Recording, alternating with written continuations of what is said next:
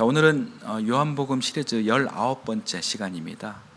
오늘부터 요한복음 후반전이 시작됐어요.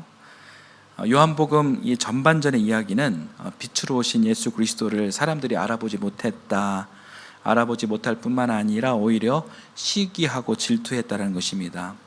이 세상의 권력자들을 중심으로 그런 정서가 있었습니다. 이 세상의 권력자란 정치적으로는 로마 황제를 중심으로 서 있는 제국의 권력자들이었고, 또 종교적으로는 유대 율법주의자들이었습니다. 정치와 종교, 이 둘은 자신들의 패권을 지키기 위해 서로 결탁하고 똘똘 뭉쳐서 이 세상에 빛으로 오신 예수 그리스도를 견제하고 시기하고 질투했습니다. 그러나 예수 그리스도는 이 세상의 권력자들로 인해 억압받고 핍박받고 또 운명론을 강요받는 사람들에게 손을 내미시고 또 그들을 사랑해 주시고 위로해 주시고 또 그들을 구원해 주셨습니다. 사마리아 여인이 그러했고, 38년 중풍병을 앓은 사람이 그러했고, 또 나면서부터 맹인이었던 그 사람이 바로 그러한 사람들이었습니다. 그러나 이 세상의 권력자들은, 즉 이 로마 제국주의 권력자들과 유대 율법주의 권력자들은 그동안 예수님을 상대로 해왔던 견제와 시기와 질투를 넘어 이제는 예수님을 죽이기로 작정합니다. 여기까지가 여러분 지난 시간 나눴던 요한복음 전반부 이야기였습니다. 자, 오늘부터 이제 후반부가 시작됩니다. 후반부는 여러분 이렇게 시작합니다. 요한복음 13장 1절 이 말씀 함께 다시 한번 읽어보겠습니다. 같이 읽겠습니다. 유월절 전에 예수께서는 자기가 이 세상을 떠나서 아버지께로 가야 할 때가 된 것을 아시고 세상에 있는 자기의 사람들을 사랑하시되 끝까지 사랑하셨다. 이 말씀은 여러분 요한복음 13장 1절 이 말씀은 제가 개인적으로 가장 귀하게 여기는 그 말씀이기도 합니다. 그리고 이 말씀이 좁게는 요한복음 후반부를 끌어가는 그런 말씀이기도 하고요, 넓게는 이 말씀이 이 성경 전체를 그렇게 이끌어가는 그런 말씀이 될 수가 있습니다. 여러분, 이 한 절이 창조주 하나님의 신실하심이, 그 마음이 잘 담겨져 있는 그런 말씀으로 여겨집니다. 자, 이 귀한 말씀 우리 다시 한 번만 읽어볼게요. 유월절 전에 예수께서는 자기가 이 세상을 떠나서 아버지께로 가야 할 때가 된 것을 아시고 세상에 있는 자기의 사람들을 사랑하시되 끝까지 사랑하셨다. 여러분, 이 말씀에 그 밑줄을 그어주시고 별표를 한 10개 쳐주셔도 괜찮습니다. 지금 이 말씀, 이 장면의 상황은 예수님께서 지금 돌아가시기 이제 일주일도 안 남은 상태예요. 예수님은 자신께서 이제 곧 돌아가실 것임을 이미 스스로 알고 계셨습니다. 저를 보여주십시오. 사람은 여러분 자기가 곧 죽는다라고 했을 때 어떻습니까? 그러니까 죽음은 인간에게 공포의 대상, 이 죽음의 대상이죠. 때문에 두려움의 대상이죠. 때문에 이 죽음이 임박했다라고 했을 때, 일주일밖에 안 남았다라고 했을 때, 그런 시한부 인생을 산다라고 했을 때 그 공포와 허무 때문에 대부분 아무것도 할 수가 없을 것입니다. 그런데 예수님께서는 죽음을 일주일 앞두시고 무엇을 하셨습니까? 어떤 다짐을 하셨습니까? 자기의 사람들을 사랑하시되, 이 세상을 사랑하시되, 어떻게 사랑하셨다고요? 끝까지 사랑하셨다, 이렇게 말씀하십니다. 이것이 요한복음 13장 1절 말씀의 핵심입니다. 자, 그리고 이어서 2절 3절 말씀을 또 함께 보겠습니다. 같이 읽겠습니다. 저녁을 먹을 때에 악마가 이미 시몬 가룟의 아들 유다의 마음속에 예수를 팔아 넘길 생각을 불어넣었다. 3절 3절 말씀도 볼게요. 예수께서는 아버지께서 모든 것을 자기 손에 맡기신 것과 자기가 하나님께로부터 왔다가 하나님께로 돌아간다는 것을 아시고, 여기까지 읽겠습니다.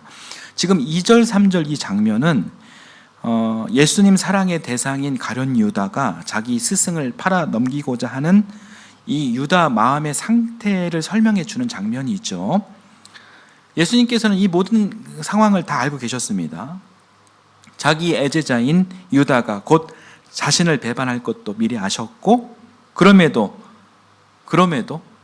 이 제자를 사랑하시되 끝까지 사랑하겠노라 작정하신 그 상황을 방금 우리가 읽은 2절 3절이 설명해 주고 있는 것입니다. 자, 이어서 4절도 한번 보겠습니다. 4절 같이 읽겠습니다. 잡수시던 자리에서 일어나서 겉옷을 벗고 수건을 가져다가 허리에 두르셨다. 그리고 4절부터는 예수님식 사랑의 행위인 세족식에 대한 그런 이야기예요. 이 4절은 세족식을 하시기 위해 예수님께서 이런 준비된 행동을 하셨다라는 그런 이야기를 해주고 있습니다. 그 일은 세 가지예요.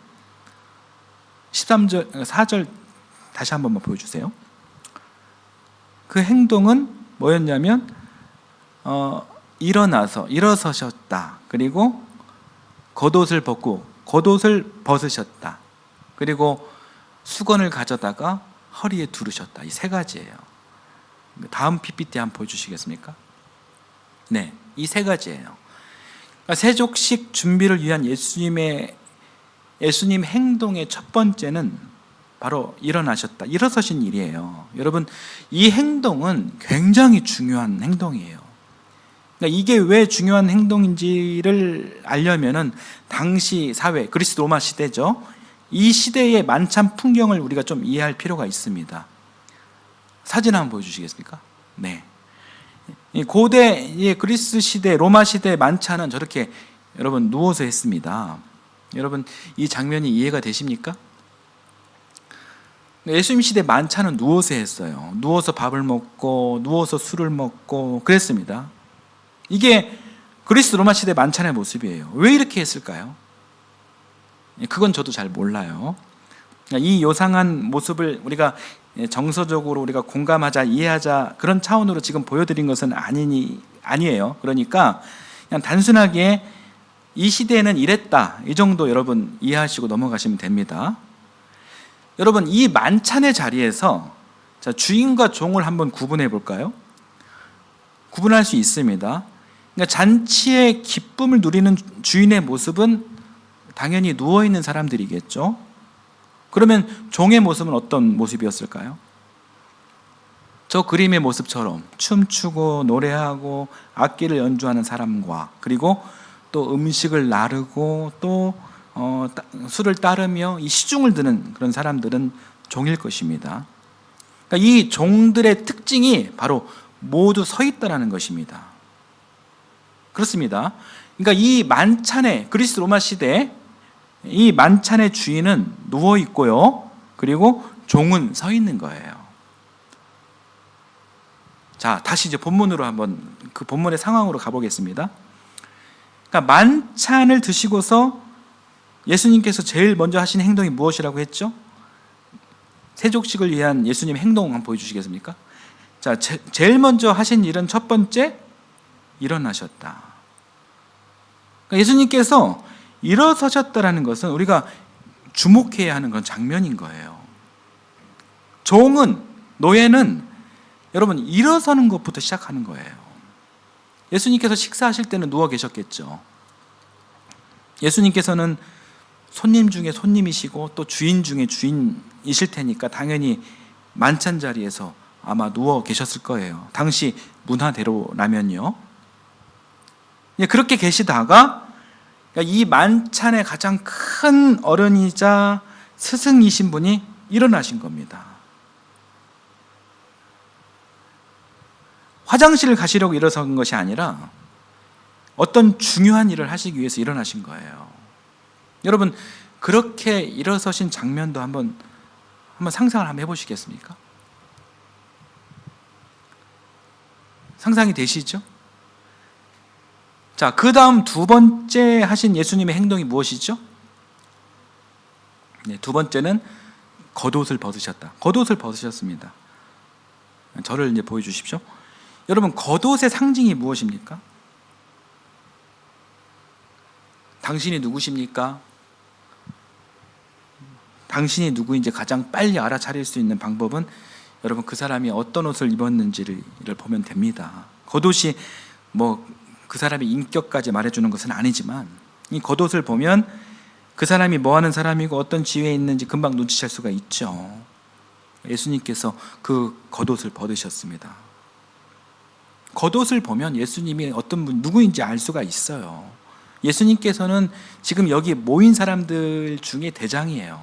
주인이에요. 스승입니다. 이 겉옷만 보고 알 수 있어요. 그런데 대장인 분께서 겉옷을 벗으신 것입니다. 그러니까 이 말은 자신의 신분과 지위를 포기하신 겁니다. 사실 예수님께서 곧 무엇을 하실 예정입니까? 세족식 하실 예정이잖아요. 그러면 여러분, 굳이 겉옷까지 벗으실 필요가 없습니다. 그러니까 사우나를 하실 것도 아니시고 고작 하실 일이 세족식 발 닦아주는 그런 일일 뿐인데, 이 겉옷을 벗으셨다는 것은 다른 의미가 있다는 거예요. 그 의미는 자신의 지위를 내려놓았다는 거예요. 일어서시고 겉옷을 벗으셨다. 이 과정은 여러분, 완전히 자기를 내려놓았다라는 그런 상징입니다.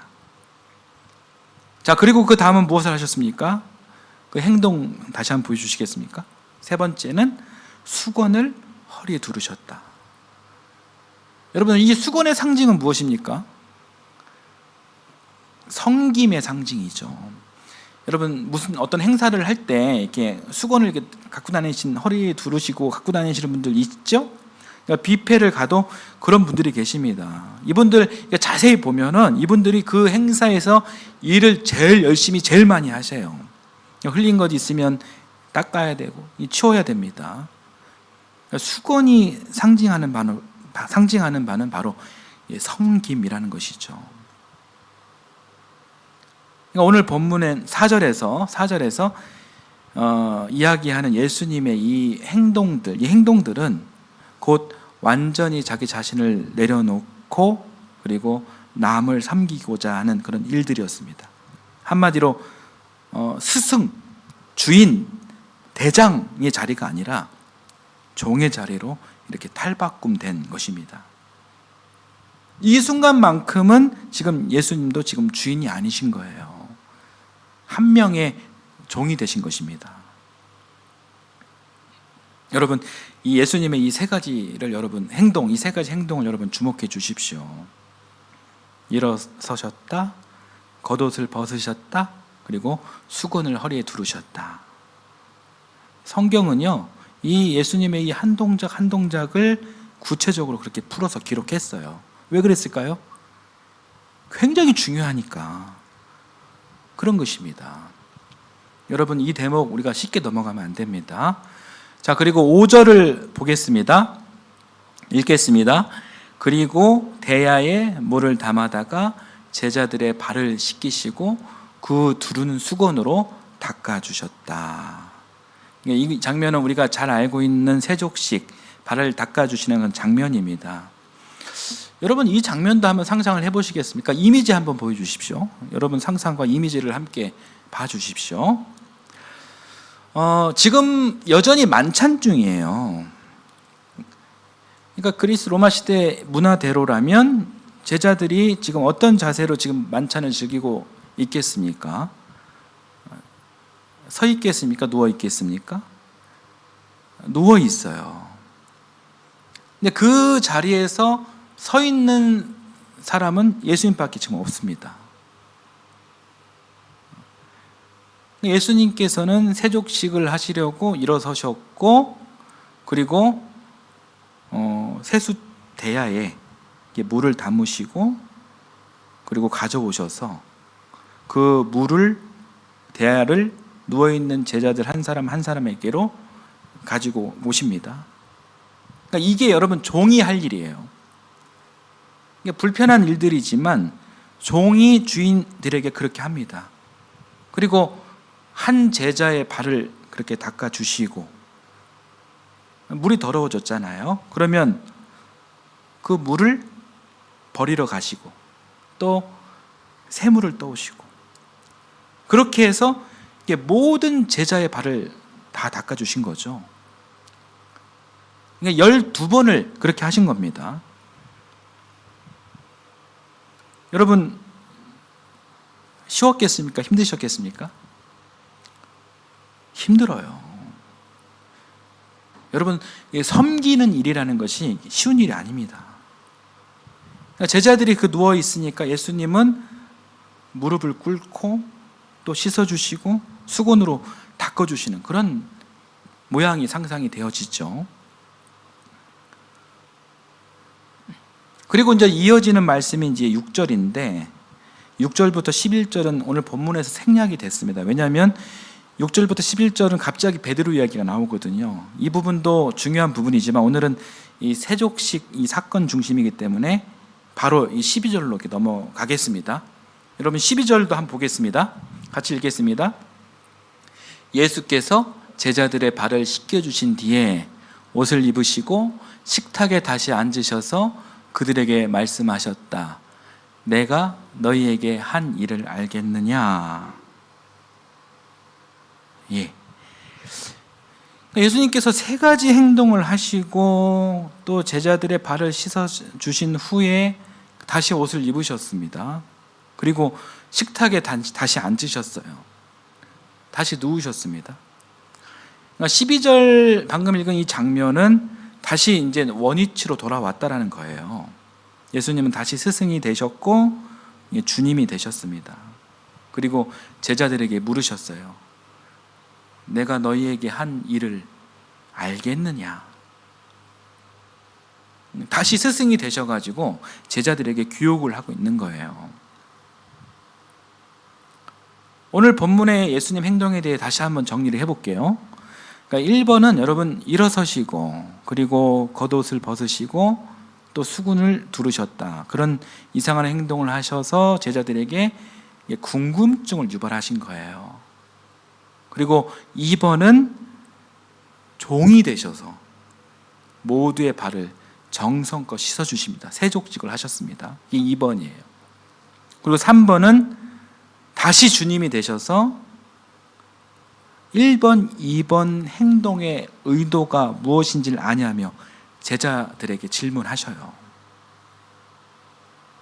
여러분 1번, 2번, 3번 이 일들이 머릿속에 들어오시죠? 자, 이 행동들이 오늘 본문에서 있었던 모든 일들입니다. 그런데 여러분 이 행동들 중에서 1, 2, 3번 중에서 몇 번이 가장 중요한 것 같습니까? 1번 이상한 행동, 2번 세족식, 3번 질문. 몇 번이 제일 중요한 일이었을까요?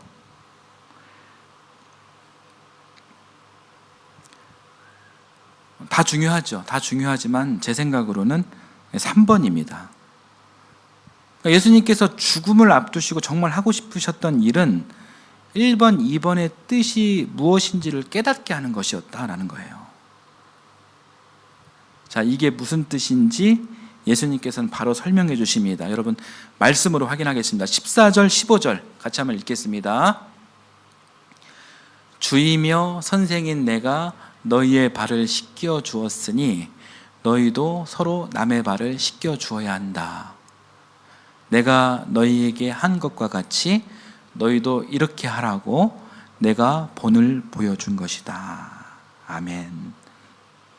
한마디로 예수님의 의도는 너희도 서로 남의 발을 씻겨 주어야 한다 라는 것입니다. 곧 죽으실 예수님의 유언은 바로 이것입니다. 예수님의 유언은 다음 PPT 너희도 서로 남의 발을 씻겨 주어야 한다. 제자들이 이 유언을 예수님의 이 유언을 잘 기억할 수 있도록 세족식을 하셨던 거예요.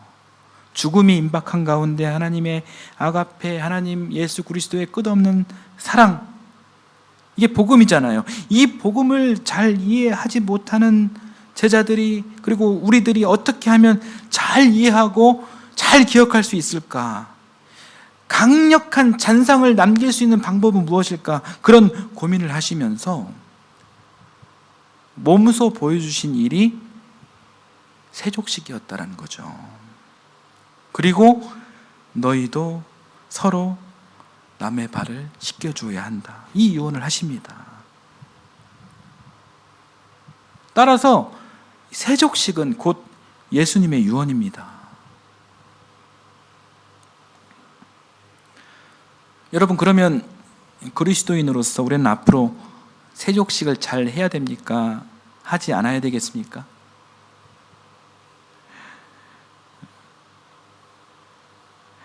이 질문이 또 우리를 잠시 또 머뭇하게 하죠. 교회 역할이 성도가 예수님 말씀을 청종하도록 훈련하는 곳인데, 그러면 앞으로 우리 교회는 세족식을 뭐 해야 하나?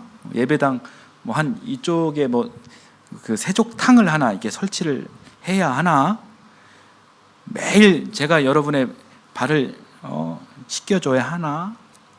여러분은 제 발을 씻겨줘야 하나? 여러분 혹시 제 발 씻겨주실 용기 있으신가요? 그랬다가는 시험 들까 봐 걱정입니다.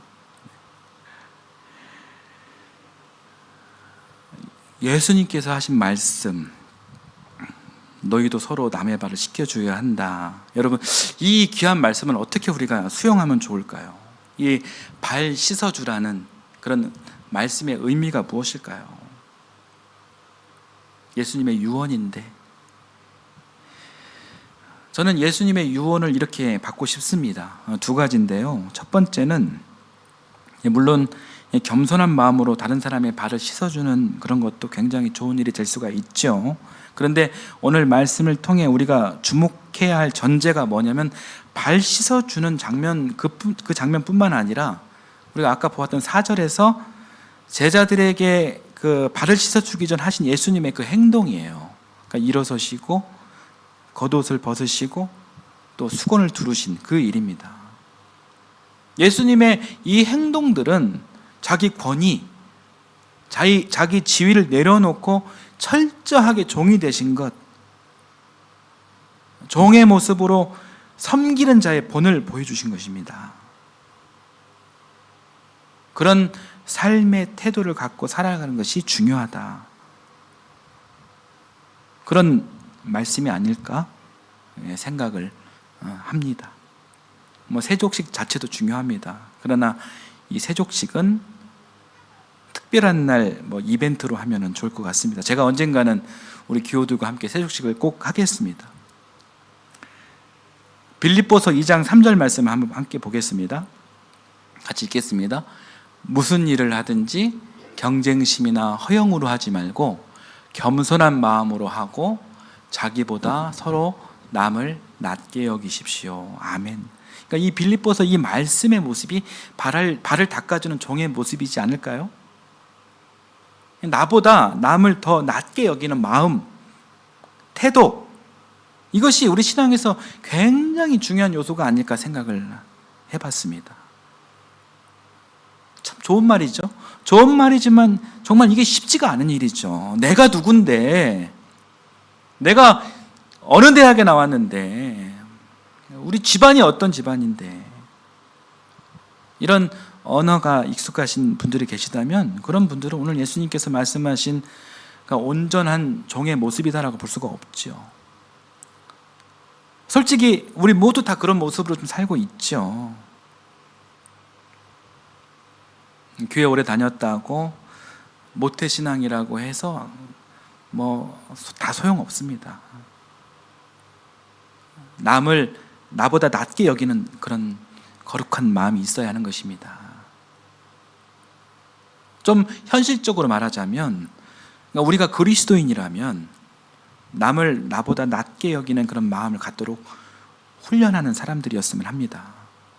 우리 교회가 왜 있냐면 그런 훈련을 하라고 있는 곳이 교회예요. 교회는 그런 연습이 필요합니다. 우리 늘 푸른 하이교회가 그런 겉옷을 벗는 그런 교회였으면 좋겠습니다. 뭐 실제로 당신이 나보다 낫고 또 당신은 나보다 낫고 또 당신은 나보다 낫고, 그래서 이 모든 사람 중에 내가 제일 못난이라고 고백하는 그런 이야기가 아니에요. 이 세상의 기준은 지위, 권위 이런 것이 굉장히 중요하지만 교회는, 그리스도인은 내가 낮아지고 남을 높여주는 가치가 굉장히 중요하다는 것입니다. 더욱 겸손해지자, 이런 훈련을 해보자는 것입니다. 더 겸손해진다고 해서 내 현실적 지위가 추락하는 것이 아니에요. 예수님도 종이 되셨다가 다시 이렇게 원래 자리로 돌아오셨잖아요. 중요한 것은 그런 다짐과 과정이 중요하다, 그런 훈련이 중요하다는 이야기입니다. 자, 첫 번째는 그런 것이고요. 또 서로 발을 씻겨주라는 둘째 의미는, 여러분 발에 한번 주목해 보십시오. 여러분 발이 어떤 부위입니까? 발은 어떻게 보면 가장 추하고 더러운 부위예요. 남의 발 만지기가 쉽지가 않죠. 꺼려지죠. 고린도전서 13장 7절 말씀과 베드로전서 4장 8절 말씀을 이어서 한번 보겠습니다. 고린도전서, 사랑은 모든 것을 덮어주며 모든 것을 믿으며 모든 것을 바라며 모든 것을 견딥니다. 아멘. 자, 베드로전서 4장 8절 같이 읽겠습니다. 무엇보다도 먼저 서로 뜨겁게 사랑하십시오. 사랑은 허다한 죄를 덮어줍니다. 할렐루야. 발을 씻는다라는 것은 여러분 상대의 허물이나 실수나 약점을 덮어준다라는 그런 뜻이에요. 남의 발 제일 만지기 싫은 그런 부위잖아요. 뭐 남의 잘난 점이나 아름다운 점을 높여주는 것도 사실 쉽지가 않죠.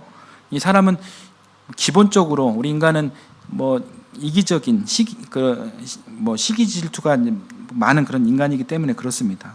그런데 더 어려운 것은 상대의 흠을 봤는데 덮어주는 것이 더 어렵습니다. 이 교회와 그리스도인은 상대의 허물을 막 드러내는 그런 곳이 아니라 그 약점과 허물을 덮어주는 그런 곳이 되어야 하는 것입니다. 사랑은 허다한 죄를 덮어줍니다. 이것이 예수님께서 우리에게 유언으로 하신 발을 씻어주라는 그런 진짜 의미가 아닌가, 그런 생각을 합니다. 정리를 해볼까요? 예수님 말씀 서로 발을 씻어주라는 세족식의 참뜻은, 자, PPT 한번 보여주십시오. 첫 번째, 나보다 남을 낮게 여기는 태도로 살아라. 그리고 두 번째, 남의 허물을 사랑으로 덮어주라. 사랑하는 여러분, 이것이 예수님의 마지막 말씀 유언입니다. 이 거룩한 예수님의 유언을 여러분 가슴으로, 여러분 신앙심으로 안으시길 바랍니다. 그리스도인으로서 서로 발을 씻어주라의 구체적인 미션을 안고 시작하는 한 주를 사시길 바랍니다. 말씀 한 절을 함께 읽고 오늘 설교를 마치겠습니다. 오늘 본문 17절입니다. 같이 읽겠습니다. 너희가 이것을 알고 그대로 하면 복이 있다. 예수님 유언입니다. 아멘. 찬송가 325장.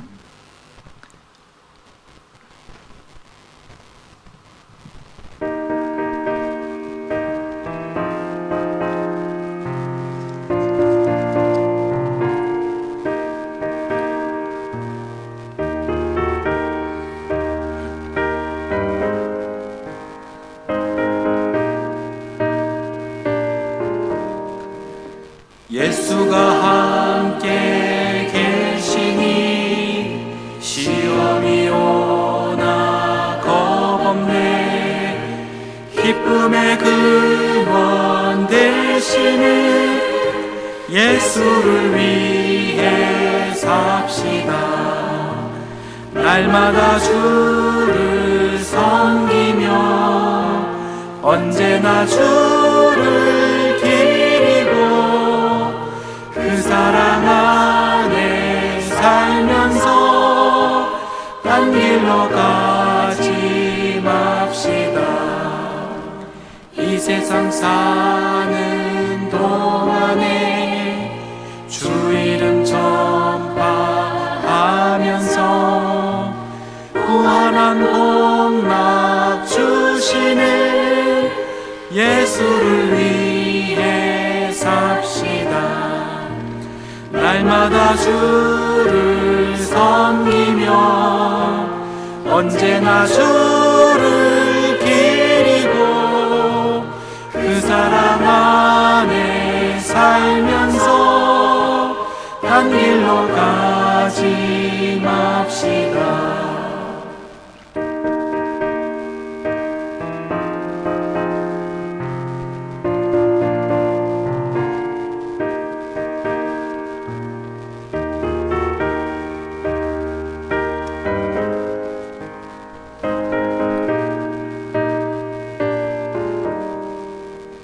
이 세상 친구 없어도 예수는 나의 친구니 불의한 일을 버리고 예수를 위해 삽시다.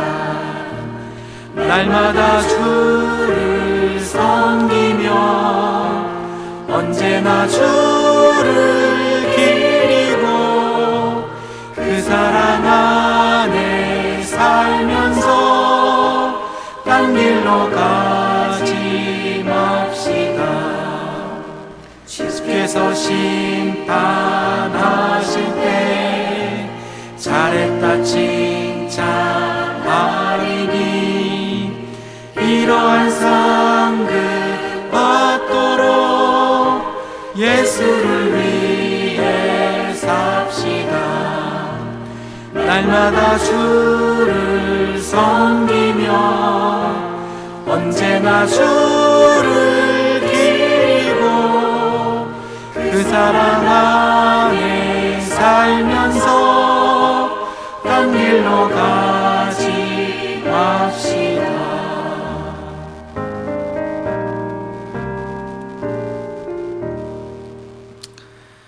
사랑과 은혜의 하나님, 오늘도 주님 앞에 나와 말씀을 들으며 우리의 마음을 낮춥니다.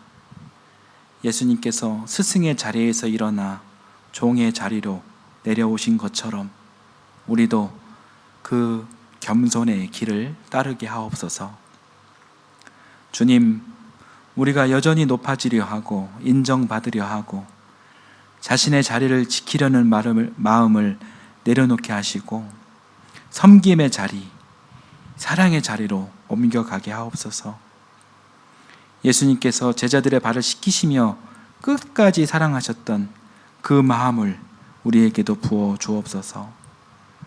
나보다 남을 낮게 여기며 서로의 허물과 약점을 덮어주는 참된 사랑의 공동체가 되게 하옵소서. 오늘부터 시작하는 새로운 한 주, 주님께서 일어나신 그 자리에서 우리도 일어나 겸손과 섬김으로 이웃의 발을 씻게 하시고 그 사랑의 실천 안에서 주님의 참된 복을 경험하게 하옵소서. 이 시간 주님의 은혜를 기억하며 귀한 예물을 바칩니다. 때에 따라 감사하여 드리는 거룩한 손길을 축복하여 주시옵소서. 빈손으로 오지 않고 귀한 예물을 드리는 이 손길을 거룩히 여겨주시고 축복하여 주옵소서. 감사드리며 예수님의 이름으로 기도드립니다. 아멘.